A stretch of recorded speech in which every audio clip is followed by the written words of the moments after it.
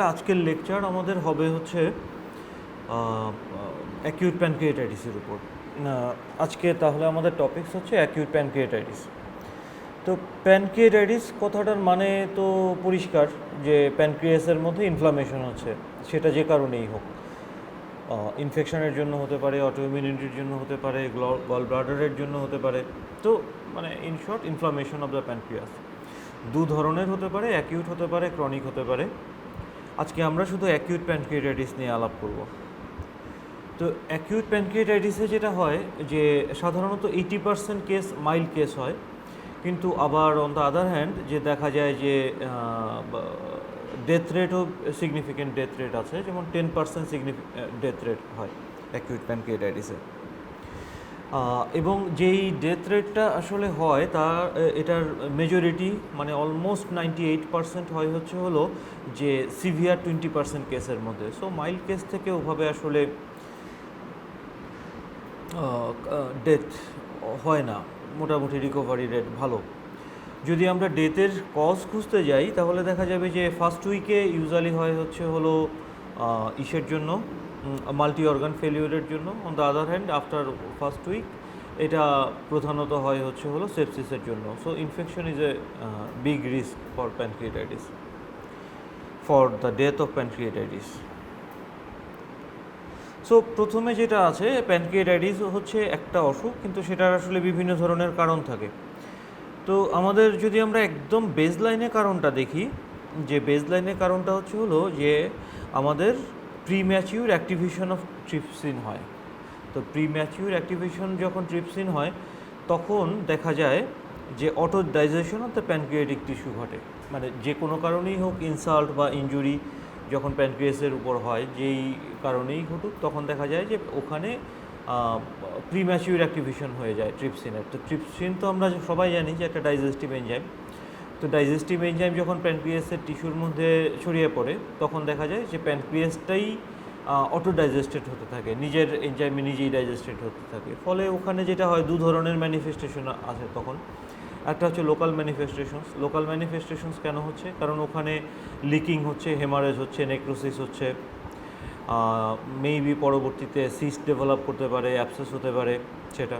আর এটা হচ্ছে systemic manifestation. Systemic manifestations কী হচ্ছে, যেহেতু ওখানে একটা ইনফ্লামেটরি প্রসেস হচ্ছে, ফলে সিস্টেমে দেখা যায় যে সাইটোকাইন কনসেন্ট্রেশনটা বেড়ে যায়, গাট ব্যারিয়ারটা ব্রেকডাউন হয়, অনেক সময় অ্যালভিউলার ড্যামেজ হতে পারে। ফলে যেটা হয় কি, যে সিস্টেমিক ইনফ্লামেটরি রেসপন্স সিনড্রোম অথবা acute respiratory distress syndrome, acute tubular necrosis, shock, sepsis এগুলি ডেভেলপ করতে পারে।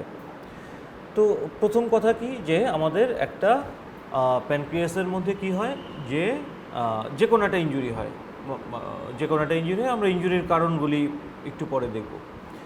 ইনজুরির জন্য কি হয়, ট্রিপসিন অ্যাক্টিভেশন হয়। ট্রিপসিন অ্যাক্টিভেশন হলে auto digestion of the pancreas তৈরি হয়। দেন আমাদের ম্যানিফেস্টেশন দুভাবে, একটা হচ্ছে লোকালি আর একটা হচ্ছে সিস্টেমিক্যালি। লোকালি যেটা হয় যে সেটা হচ্ছে, যেহেতু ওখানে অটো ডাইজেশন হচ্ছে, ইডিমা, নেক্রোসিস, হেমারেজ এটা ডেভেলপ করে। এবং সিস্টেমিক্যালি দেখা যায় যে সিস্টেমিক ইনফ্লামেটরি রেসপন্স সিনড্রোম,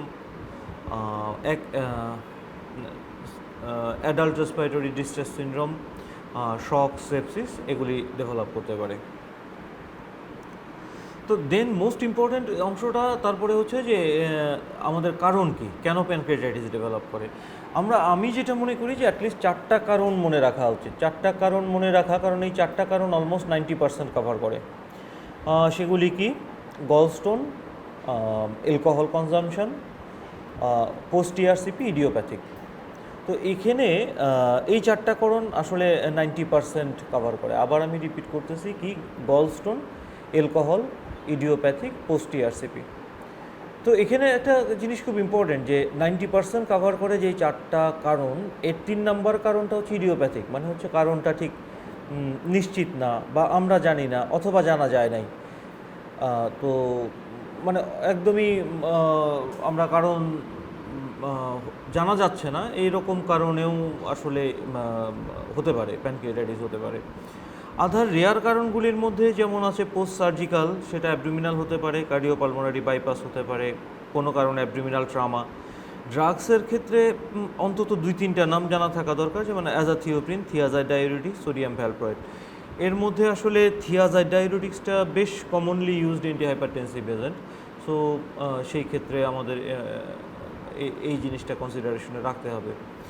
আর সোডিয়াম ভ্যালপ্রয়েড এবং অ্যাজাথিওপ্রিনও অনেক সময়ই ব্যবহৃত হয়। দেন কিছু মেটাবলিক কারণ আছে, hypercalcaemia, hypertriglyceridaemia. Triglyceride concentration যদি বেশি হয়, ক্যালসিয়াম কনসেন্ট্রেশন যদি বেশি হয়। ইনফেকশন কারণটাও আসলে ইম্পর্টেন্ট। ইনফেকশনের মধ্যে অন্তত একটাও যদি আমরা মনে রাখি, মাম্পস, যেটা অনেক সময় আসলে পেশেন্ট ওভাবে প্রেজেন্ট করতে পারে, যে মাম্পসের একটা পেশেন্ট দেখা যায় ফেশিয়াল পেইন নিয়ে আসতে পারে, তার সাথে অনেক সময়ই দেখা যায় যে অ্যাবডোমিনাল পেইন এবং টেস্টিকুলার পেইন নিয়ে, যদি মেল পেশেন্ট হয় টেস্টিকুলার পেইন নিয়ে আসতে পারে। তো এগুলি আসলে কিছু কিছু কারণ, রেয়ার কজের মধ্যেও কিছু কিছু কারণ বেশ গুরুত্বপূর্ণ। বাট আমাকে আবার যদি রিপিট করেন, তাহলে আমি যেটা বলতে চাই যে 90% কারণ হচ্ছে 4টা: গলস্টোন, অ্যালকোহল, ইডিওপ্যাথিক এবং পোস্ট ইআরসিপি। দেন অন্যান্য কারণগুলি ট্রমার থেকে হতে পারে, পোস্ট সার্জিক্যাল হতে পারে। ড্রাগের ক্ষেত্রে 1-2টাও যদি মনে রাখেন, হাইড্রোক্লোরোথিয়াজাইড,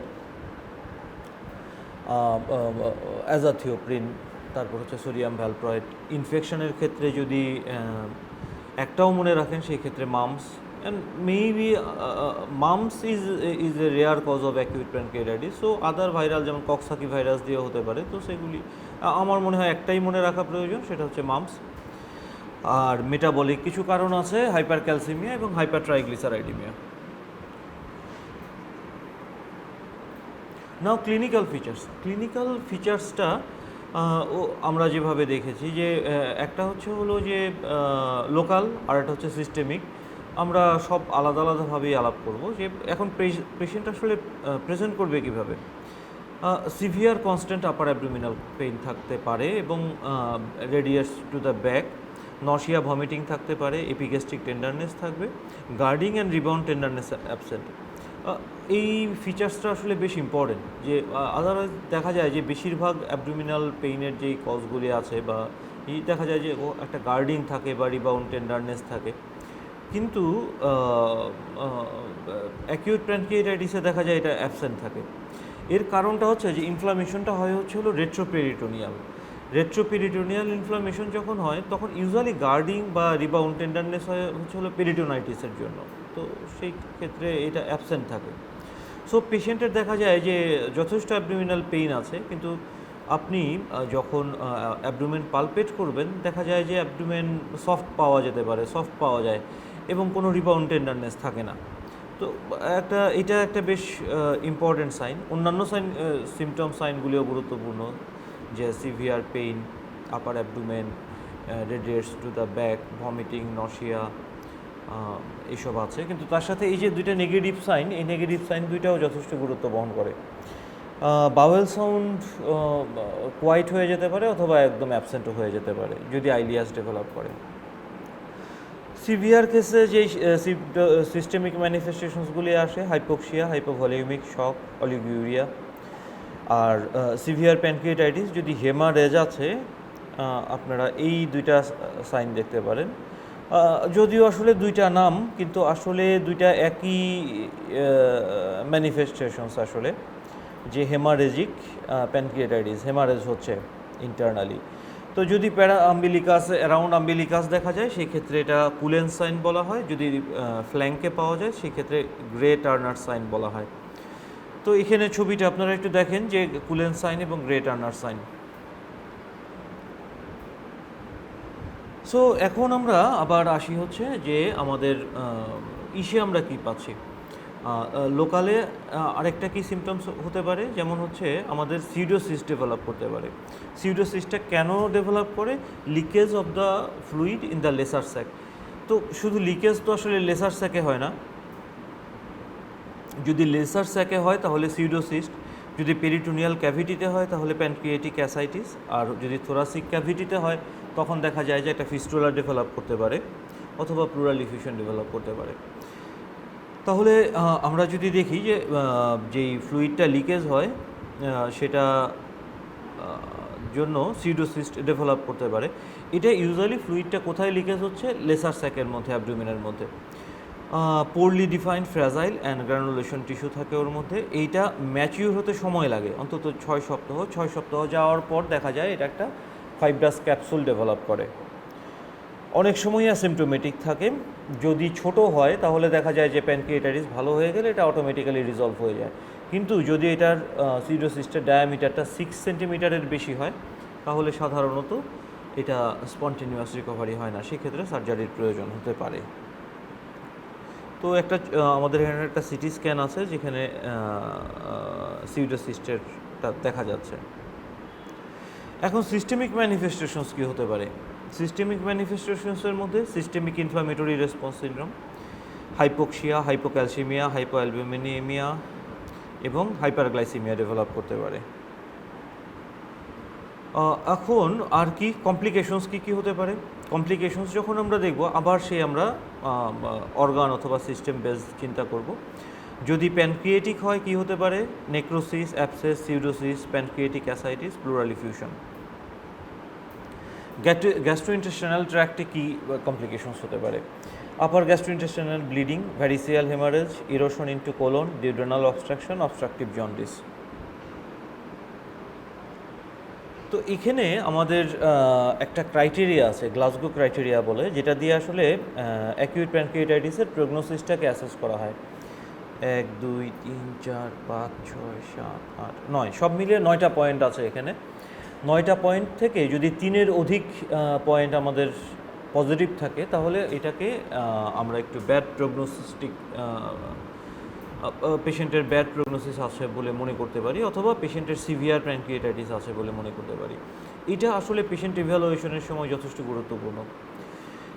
এই পয়েন্টগুলি আমরা কী দেখতেছি? একটা হচ্ছে এজ যদি 55 ইয়ার্সের বেশি হয়, পার্শিয়াল প্রেশার অফ অক্সিজেন যদি 8 কিলো পাস্কেল অথবা 60 মিলিমিটার মার্কারি নিচে হয়, হোয়াইট ব্লাড সেল কাউন্ট যদি 15,000 পার মিলিমিটার পার ml এর বেশি হয়, অ্যালবুমিন যদি 3.2 গ্রাম পার ডেসিলিটারের নিচে হয়, সিরাম ক্যালসিয়াম যদি less than 2 millimole per litre হয়, গ্লুকোজ যদি 10 millimole per litre more than 10 millimole per litre হয়, ইউরিয়া যদি মোর দ্যান 16 মিলিমোল পার লিটার হয়, অ্যালানিন অ্যামাইনো ট্রান্সফারেজ যদি মোর দেন 200 ইউনিট পার লিটার এবং ল্যাকটেজ ডিহাইড্রোজেনাস যদি 600 ইউনিট পার লিটারের অধিক হয়।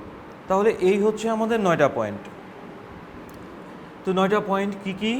Age more than 55, partial pressure of oxygen less than 8 kilopascal, white blood cell count more than 15,000, albumin less than 3.2, serum calcium less than 2, blood glucose more than 10, urea more than 16, alanine aminotransferase more than 200 এবং lactase ডিহাইড্রোজেনাস more than 600।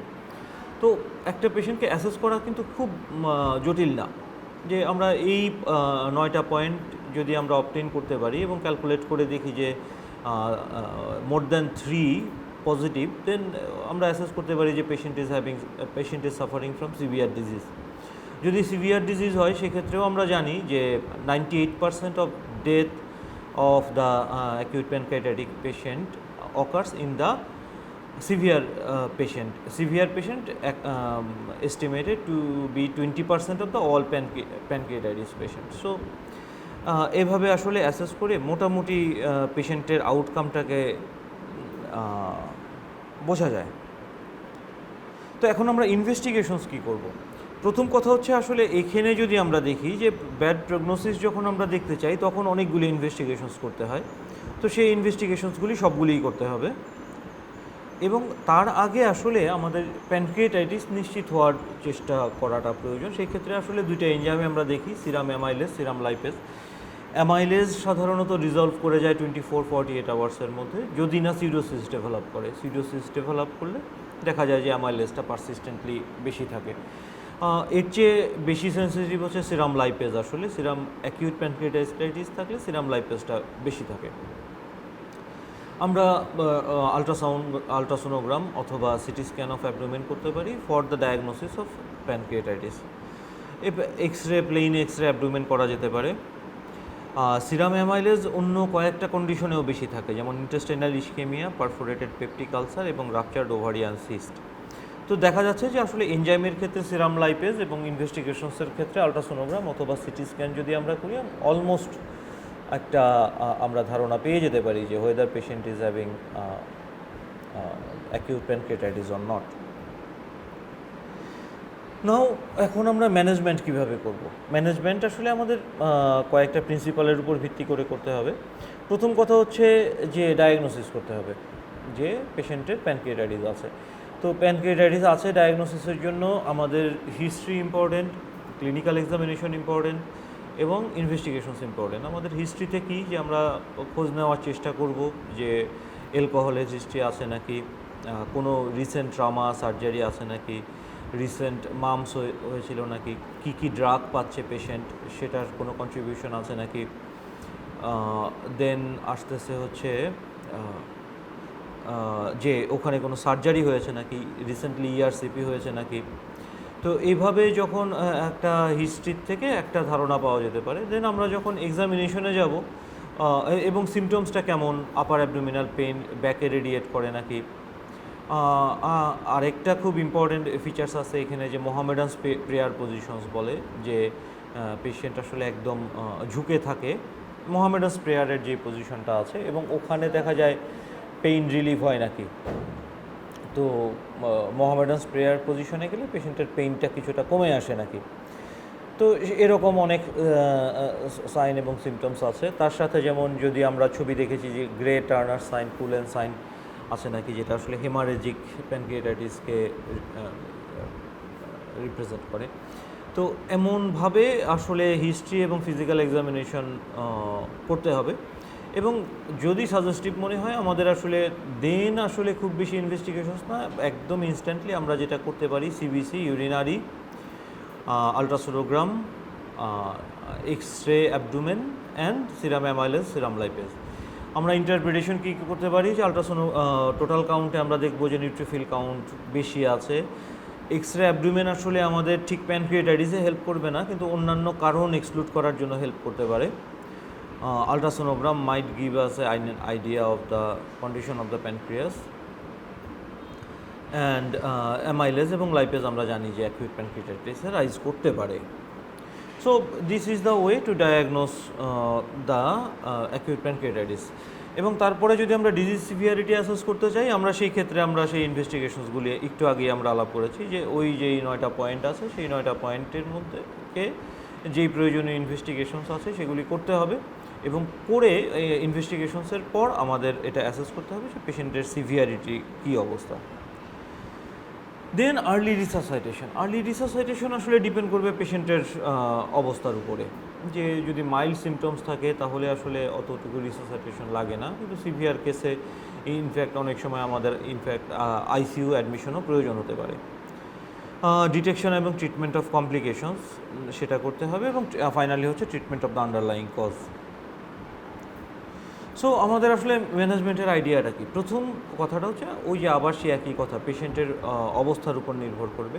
যদি সম্ভব হয় তাহলে আসলে মুখে খাবার ভালো, এন্টেরাল feeding যেটা করে যে এন্ডোটক্সিমিয়াটা কমায় যে যদি মুখে খেতে না পারে দেন যদি সম্ভব হয় এন্টেরিক ফিডিং, যদি সম্ভব হয়। এখন কথা হচ্ছে তারপরের এটাই হচ্ছে যদি প্যারালাইটিক আইলিয়াস ডেভেলপ করে তাহলে ন্যাজোগ্যাস্ট্রিক অ্যাসপিরেশন।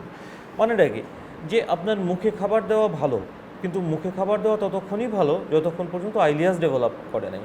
কিন্তু যদি আইলিয়াস ডেভেলপ করে, বাউল মুভমেন্টটা ওই মুহূর্তে না থাকে, সেই ক্ষেত্রে মুখে খাবার দেওয়াটা আবার ক্ষতিকর হয়ে যাবে। তখন আসলে ন্যাজোগ্যাস্ট্রিক অ্যাসপিরেশনে যেতে হবে এবং প্যারেন্টারাল ফ্লুইড এবং নিউট্রিশন ম্যানেজ করতে হবে। সিভিয়ারলি পেইনফুল একটা কন্ডিশন, সেই জন্য আমরা অপিয়েটস অ্যানালজেসিক্স ব্যবহার করতে পারি।